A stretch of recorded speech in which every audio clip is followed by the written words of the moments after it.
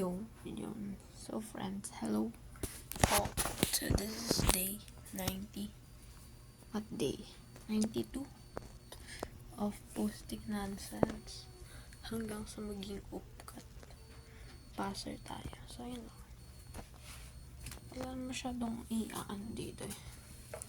So magdadamit lang ako today. Ito lang.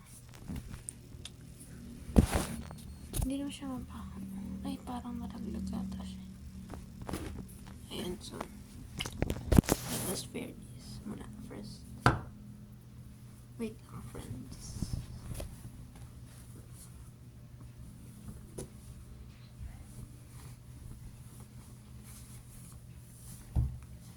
Nakasamba lang kasi today. So, ang lamig din. Ang errand natin today is going to sleep na.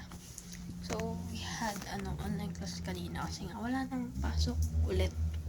Diba? Ulit-ulit ang pasok. So, nag-online class na to makahabol sa lessons and such. Pero tatlong subject lang out of 4 yung nagkana. Dami din yan. Yes. As bukas tuloy na yan, may pasok na. Kaya need pumasok maaga. Ayun, afternoon ng online class, computer shop, bra. Bago yun nangyari sa buhay ko.